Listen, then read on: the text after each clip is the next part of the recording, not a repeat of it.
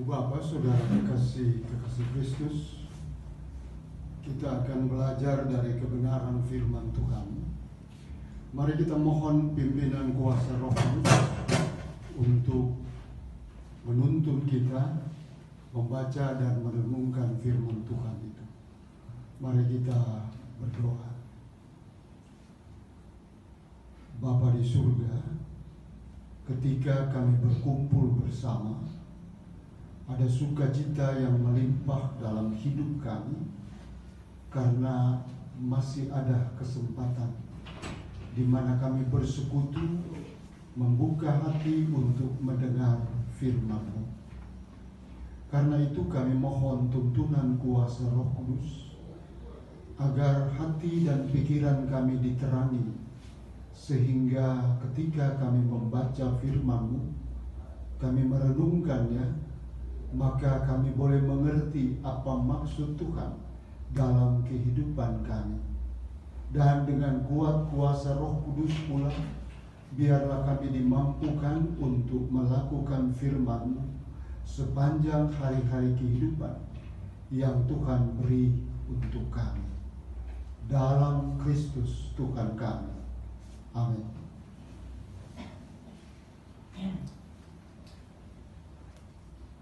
Ibu Bapak, Saudara kekasih Kristus, firman Tuhan pada malam ini dari kitab Injil Matius pasalnya yang ke-14.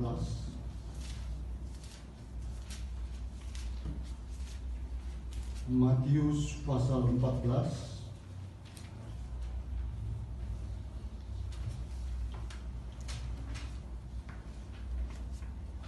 pada ayatnya yang ke-22 sampai dengan ayatnya yang ke-33.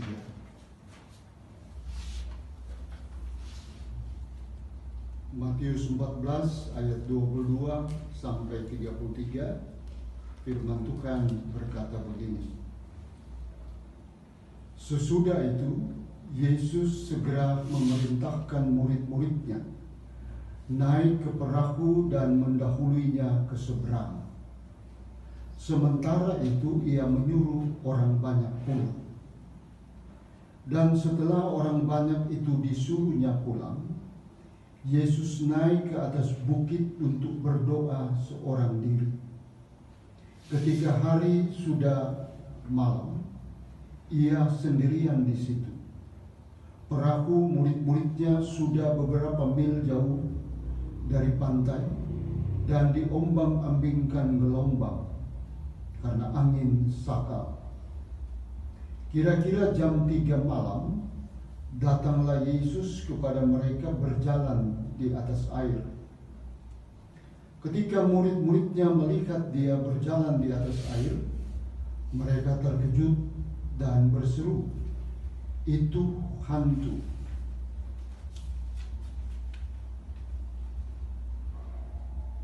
Lalu berteriak-teriak karena takut. Tetapi segera Yesus berkata kepada mereka, "Tenanglah, aku ini, jangan takut." Lalu Petrus berseru dan menjawab dia, "Tuhan, apabila Engkau itu, suruhlah aku datang kepadamu, berjalan di atas air." Kata Yesus, "Datanglah." Maka Petrus turun dari perahu dan berjalan di atas air mendapatkan Yesus. Tetapi ketika dirasanya tiupan angin, takutlah ia dan mulai tenggelam, lalu berteriak, "Tuhan, tolonglah aku." Segera Yesus mengulurkan tangannya, memegang dia dan berkata, "Hai orang yang kurang percaya, mengapa engkau bimbang?" Lalu mereka naik ke perahu dan angin pun redalah. Dan orang-orang yang ada di perahu menyembah dia. Katanya, "Sesungguhnya engkau anak Allah." Demikian firman Tuhan. Ibu Bapak, kekasih Kristus, berbahagia setiap orang yang mendengar firman Tuhan dan melakukan firman Tuhan itu dalam hidup berimannya. Ibu Bapak Saudara kekasih Kristus, ketika Yesus mengawali pelayanannya, ketika dia hadir dan hendak menyampaikan Injil sebagai berita sukacita, Injil Matius mencatat dengan jelas bahwa dia memanggil atau dia meminta beberapa orang untuk menjadi murid-muridnya. Ada waktu di mana dia bertemu dengan Petrus, dengan Andreas, dengan Yohanes, dengan Yakobus dan sebagainya. Ketika dia berjumpa dengan mereka dan mereka sedang melakukan pekerjaan mereka sebagai nelayan-nelayan di Danau Galilea. Dalam perjumpaan itu Yesus memanggil, kamu mari ikut aku. Dan yang luar biasa saudara-saudara, murid-murid ini atau orang-orang yang akan menjadi murid Yesus ini kemudian meninggalkan pekerjaannya, meninggalkan keluarganya, kemudian mereka berjalan mengikut Yesus. Itu yang luar biasa.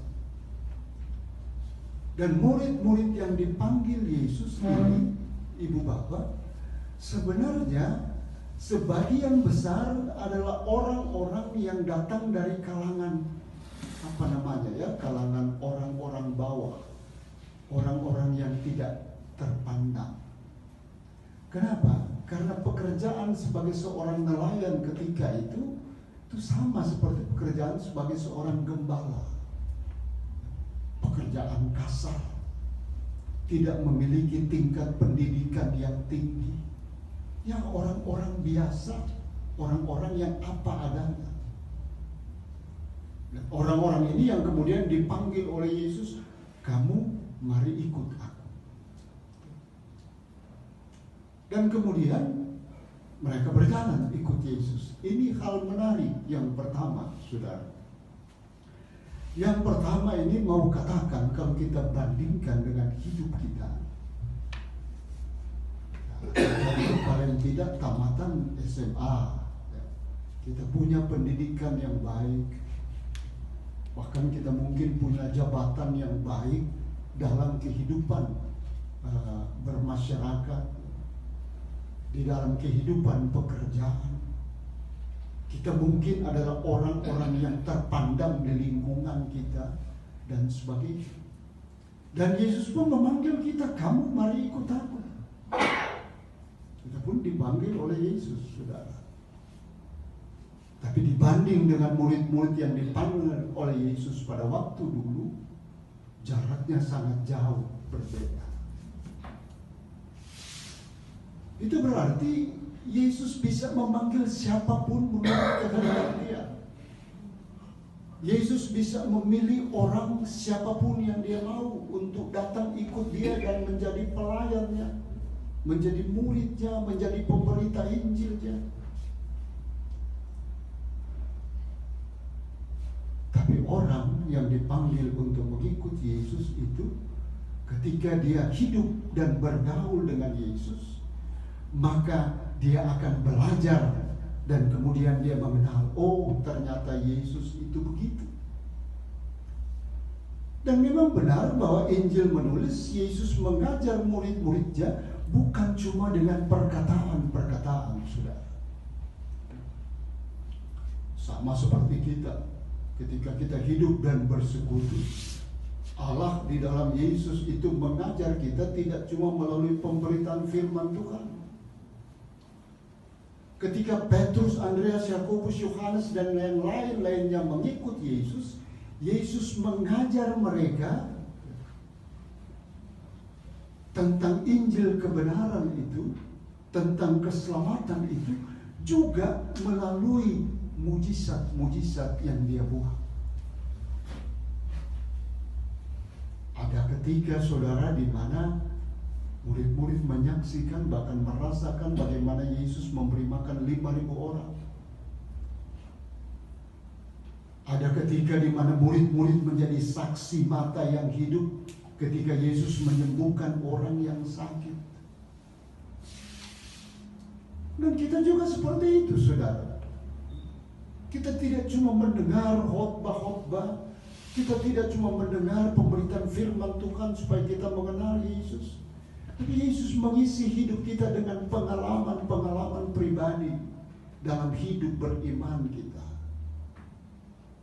Ada ketika kita sujud, menyembah, berlutut dan berdoa, memohon pertolongan Tuhan. Yesus memberikan pengalaman iman yang luar biasa dalam hidup kita. Dan malam ini, saudara, mari kita belajar dari satu murid Yesus, namanya Petrus. Nelayan biasa, tidak punya kepintaran apa-apa, tapi di dalam kelompok 12 murid Yesus, dia secara tidak langsung diangkat sebagai pemimpin. Karena itu banyak peristiwa kalau ada kejadian, Petrus yang bicara. Banyak peristiwa kalau ada kejadian, Petrus yang bertindak. Itu Petrus. Seorang nelayan yang tidak punya kemampuan apa-apa, tapi kemudian diisi dengan pengalaman-pengalaman pribadi oleh Yesus. Sehingga muncullah pengakuan-pengakuan Petrus, engkau adalah Mesias, anak Allah yang hidup. Ada pengakuan, aku akan memberi hidupku untukmu. Walaupun di sana ada juga. Nah, bagian bacaan firman Tuhan kita bercerita bahwa ada satu ketika Yesus menyuruh murid-muridnya pergi naik ke perahu, bertolaklah ke seberang. Dan murid-murid itu pergi, dikatakan dalam Injil Matius. Ketika mereka berada di perahu itu, ada angin sakal. Jadi angin sakal itu angin yang datang dari depan, yang kemudian menerpa perahu itu sehingga perahu itu bergoyang-goyang. Dalam cuaca yang gelap, murid-murid menjadi takut. Tapi jangan lupa bahwa mereka pergi berlayar itu karena perintah Yesus. Ada ketaatan terhadap perintah Yesus. Kamu harus pergi. Dan murid-murid itu pergi. Di dalam perjalanan itu kemudian mereka berjumpa dengan angin sakal itu.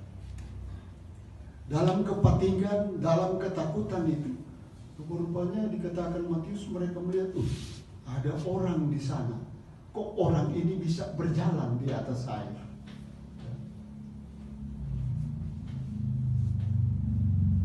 Mereka menyangka itu hantu karena gelap, tidak kelihatan, hanya samar-samar.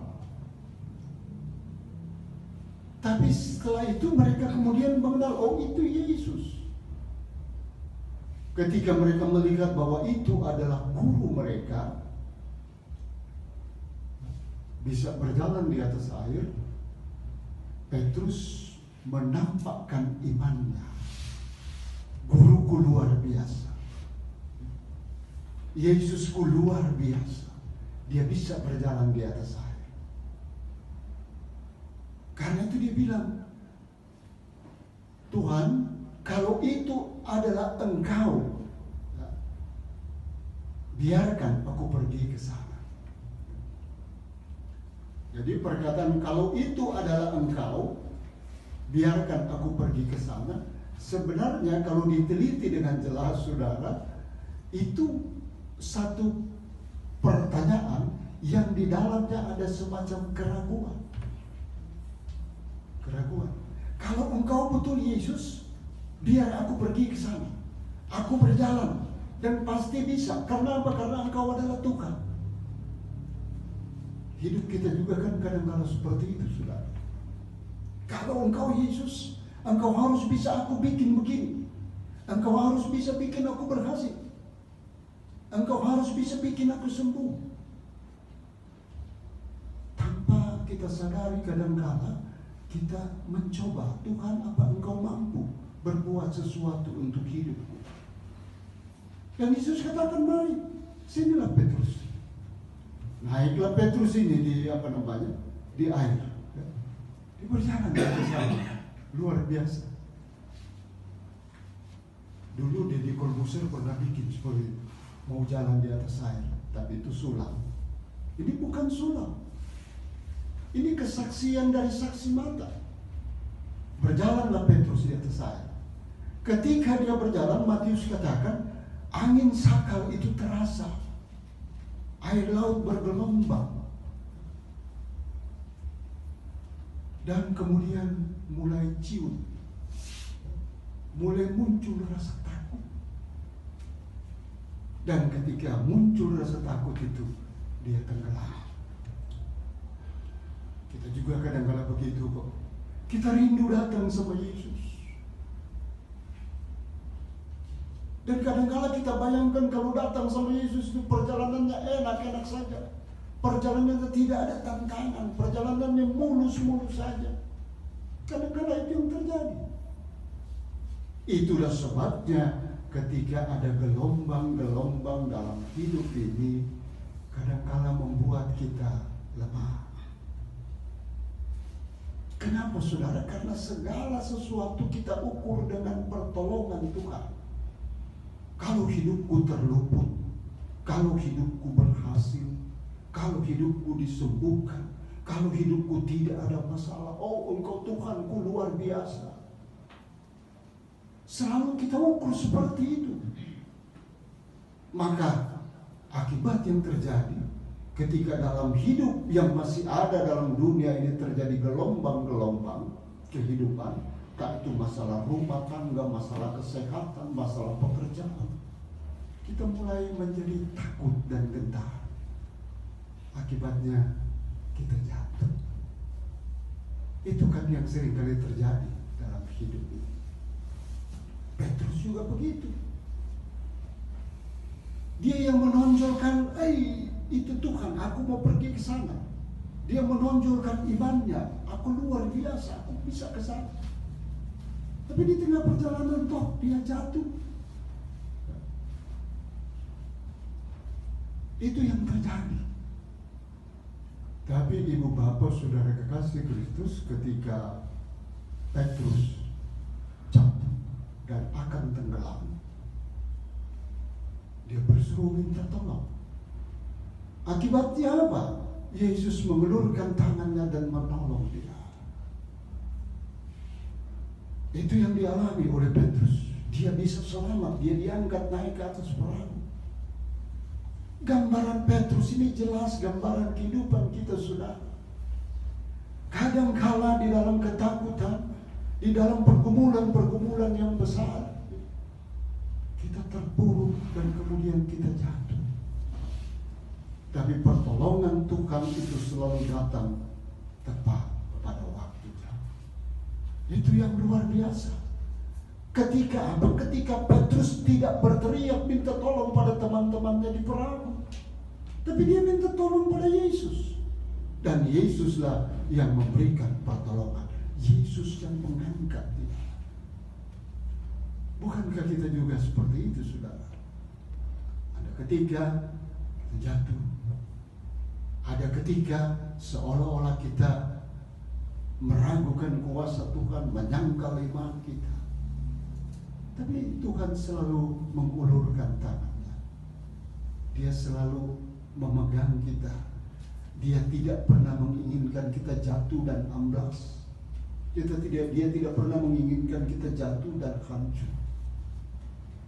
Dia ingin menolong kita, mengangkat kita, supaya iman kita bertumbuh di dalam Dia, dan kita menjadi orang yang tetap percaya kepada Dia, walaupun kita mengalami berbagai macam persoalan dan pergumulan hidup ini.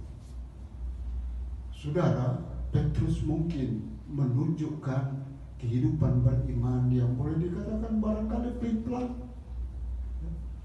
timbul tenggelam. Ketika Yesus mau ditangkap, apa yang terjadi? Petrus bilang begini, karena Yesus katakan bahwa kamu akan mengalami peristiwa yang luar biasa, yang menggoncang iman. kepada murid-muridnya. Dan Petrus katakan dalam Matius 26, walaupun iman mereka tergoncang, tapi aku tidak akan. Itu kata Petrus. Yang kedua, Petrus membuktikan ketika dia katakan kepada Tuhan bahwa dia akan menyerahkan hidupnya kepada Tuhan. Dia tidak akan takut apa-apa. Tapi ketika Yesus ditangkap, saudara, ketika Yesus dihadapkan di hadapan imam besar, di hadapan Pontius Pilatus, apa yang terjadi? Petrus ciut. Seorang perempuan bertanya, ini orang ini kayaknya temannya Yesus dari Nazaret itu. Sebenarnya saya tidak kenal dia. Di pintu gerbang ada yang ini, oh itu dia. Dia itu hari ada sama-sama dengan Yesus. Petrus bilang, enggak, saya tidak kenal dia. 3 kali Petrus menyangkal Yesus. Dia diingatkan oleh kokok ayam. Dan Petrus menangis. Kemarin saya dengan begitu luar biasa katakan, Yesus, aku akan memberikan hidupku untukmu. Tapi hari ini aku menyangkal dia. Jatuh bangun, itu namanya jatuh bangun, saudara. Nah, ibu bapak, saudara kekasih Kristus. Tapi perjalanan Petrus tidak berakhir sampai di situ. Ketika Yesus ditangkap, ketika Yesus diadili, ketika Yesus disiksa, bahkan ketika Yesus mati di kayu salib, masa itu menjadi masa perenungan Petrus. Betapa aku telah mengecewakan dia, orang yang selama ini mengisi lembaran hidupku. Betapa aku telah mengecewakan guru, betapa aku telah mengecewakan Tuhan. Itu jadi masa di mana Petrus itu bergumul luar biasa. Dan ketika perempuan-perempuan memberi kabar bahwa kubur Yesus kosong, Petrus adalah orang pertama yang meloncat berlari untuk melihat kubur itu. Mayat Yesus tidak ada, Yesus bangkit. Dan kebangkitan itu merubah segala sesuatu dalam kehidupan Petrus. Kalau dulunya dia pelin-pelan, dulunya dia menampakkan diri sebagai seorang pemberani yang tidak takut mati, tapi ditegur oleh seorang perempuan, dia menjadi ciut, dia menyangkal Yesus. Dulunya dia dengan gagah berani mau berjalan di atas air, tapi kemudian dia ciut, dia terperosok ke dalam laut, ke dalam danau. Tapi ibu bapak saudara kekasih, yang menarik, Hieronymus, ya, seorang imam, seorang teolog dan seorang sejarawan gereja yang hidup sekian tahun setelah Kisah Para Rasul, mencatat dalam catatan sejarah gereja bahwa Petrus yang kemudian menjadi paus yang pertama itu dihukum di bawah pemerintahan Kaisar Nero dengan disalib kepala di bawah. Luar biasa. Kenapa? Hanya untuk mempertahankan pernyataan bahwa benar aku melihat Yesus itu bangkit. Dulu Petrus yang takut ketika hidupnya terancam, sekarang bahkan dia berani. Karena kebangkitan sudah merubah kehidupannya. Imannya makin teguh, percayanya makin kuat karena kebangkitan Yesus. Sehingga ketika dia mau disalib, dia minta, kalau mau salib saya, saliblah dengan kepala di bawah. Kenapa? Karena Tuhanku disalib dengan kepala di atas. Saya tidak layak sama seperti dia. Petrus disalib kepala di bawah. Luar biasa. Orang yang imannya timbul tenggelam, ya. Orang yang dianggap pelin-pelan, tapi kuasa kebangkitan Yesus membuat dia, kalau toh saya harus mati untuk Yesus, saya mati untuk Yesus. Itu yang luar biasa, saudara. Dan catatan saudara gereja mencatat bahwa hampir semua murid-murid Yesus mati karena didera dengan penderitaan. Ada yang mati dirajam, ada yang mati disalibkan, ada yang mati dipancung, dan sebagainya.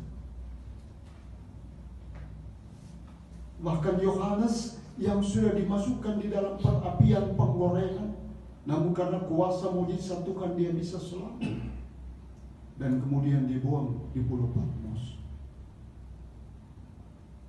Tapi murid-murid yang lain tidak.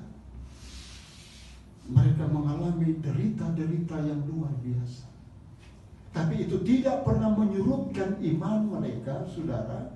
Karena apa? Karena ada jaminan kehidupan yang kekal di sana. Bagaimana dengan kita? Kita pun hidup dalam percaya kepada Yesus. Tapi ada ketika kita kemudian jatuh. Ada ketika kadang-kala kita meragukan kuasa pertolongan Tuhan. Dan Petrus serta murid-murid ingin bersaksi, ingin bercerita tentang kita, tentang kuasa kemenangan Yesus. Bahwa pertolongan Tuhan tidak selalu terjadi menurut kehendak mereka. Loh, murid-murid itu mati disalib loh. Murid-murid mati dilempari batu. Murid-murid mati dipukuli. Apakah Tuhan itu tidak memiliki kuasa? Apakah Tuhan itu tidak mampu menolong? Dan murid-murid mau katakan bahwa ada anugerah yang luar biasa dalam hidup ini, yang melebihi pertolongan-pertolongan jasmani yang selalu menjadi ukuran dalam kehidupan kita untuk menilai kekuatan Tuhan. Anugerah itu adalah penebusan dosa. Sehingga murid-murid mau mempertaruhkan hidupnya, bahkan mati sakit, karena ada kemenangan yang kekal melalui kematian dan kebangkitan Yesus. Karena itu saudara, mari kita senantiasa mengucap syukur untuk kehidupan yang Tuhan beri. Kehidupan yang kadang-kala jatuh bangun, namun tangan Tuhan selalu terulur, sama seperti ketika dia mengulurkan tangan mengangkat Petrus dari kedalaman air danau. Kita mengucap syukur karena Tuhan sudah begitu baik dalam hidup ini. Dan Tuhan menginginkan bahwa di tengah badai gelombang yang kita hadapi, kesulitan karena mungkin masalah pekerjaan, masalah keuangan, masalah pendidikan, masalah kesehatan, dia bukan menjadi ukuran bahwa Tuhan tidak bersama dengan kita. Tuhan mau agar di tengah berbagai macam pergumulan-pergumulan itu, dia pegang tangan dan kita menjadi kuat, agar kita mampu melalui hari-hari kehidupan yang penuh dengan pergumulan, lalui dengan sukacita, apa adanya, karena ada kepastian yang nyata dalam hidup ini, bahwa di dalam Yesus ada jaminan kehidupan yang kekal. Amin.